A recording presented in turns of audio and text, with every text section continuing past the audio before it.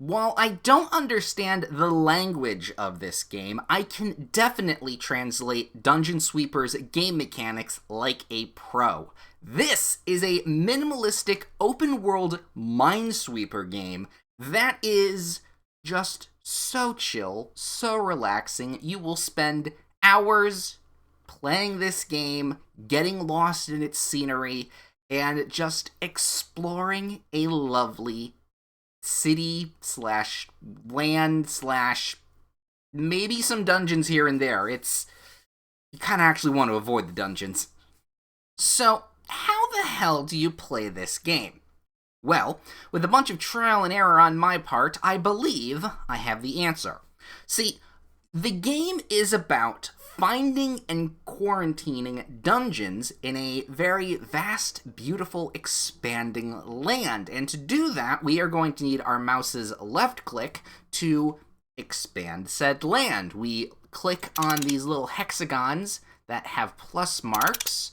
Look at that, little tile sets. Ooh, we got some water over there. Oh, that's just a nice little pond that the people fish in.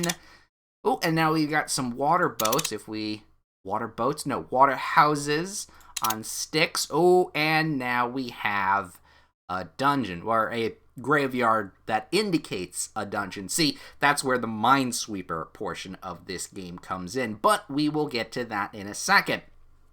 We also, speaking of map, can use our right click if we hold and drag around to move around the ever-expanding board, and if it gets even too big for that, we can use the scroll wheel to zoom out and zoom back in. Movement is so useful. Of course, movement is so useful down the paths and winding roads. Just watch out for skeletons. So, speaking of skeletons, we have found this little graveyard site. This is the indicator that there is a dungeon nearby. And we need to follow Minesweeper rules in order to uncover it. See, if we hover over it with our mouse, that obviously you can't see, but I can, but that's just me, you can see that there is a number 1 above the tile. That means there is one dungeon touching this tile spot. So, out of the 3 tiles that haven't been revealed, one of those tiles is our goal. Now, if you touch that tile where the dungeon is, you lose. So, how do you uncover it? Well, A, look for patterns.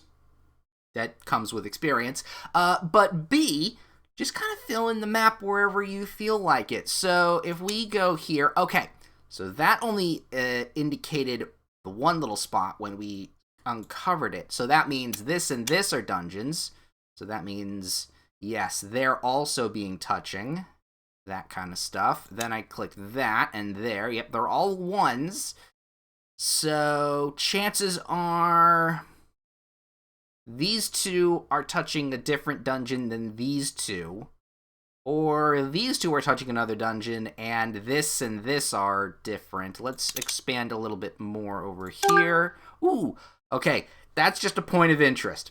Don't really know what the text says, but it's not bad. So we're fine. So that says 1, that says 1. Well, this tile only has 1 tile that can't be, hasn't been, what's the word? Word revealed. Haha. So we know that there is where the dungeon is.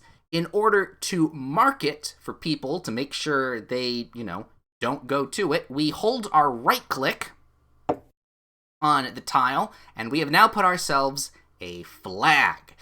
Once we have surrounded that flag with tiles, or the equivalent of to if there is other dungeons, it's not as complicated as I'm making it out, but, I'm just stumbling over my words as usual.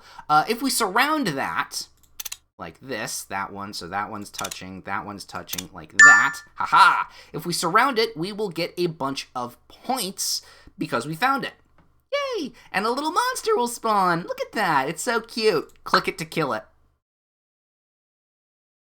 You get more points for doing that. I mean, you can absolutely let those little monsters walk about and fly and all that kind of stuff, but, you know, you want to keep the people safe. Speaking of safe, we know that there is another dungeon around here, so that's there. That's there. Another little thing. Look, it's a little slime! It goes pop now. Ooh, and there's another one here. Here, let's expand the world just a little bit so we can find... See, this is, like I said, patterns you will definitely find. Look at that. Oh, it's a snowman. Melt him. And, yeah, with all of that said, that's the game. After, I don't know how many 30 minutes to hours that I've played, this map can get very big and very scenic and beautiful. I really do like it. And as the gameplay goes, it is really, really simple. Arguably a little too simple, but you can change the difficulty. At least I believe that's what that means when you start with the beginning menu. That's the difficulty, easiest, medium, and hardest. This is medium difficulty that I'm doing right now, so there's going to be a lot more dungeons and a lot more touching pieces that might be a bit scary. But, you know what? This is still, even in its hardest of forms, a super little chill game.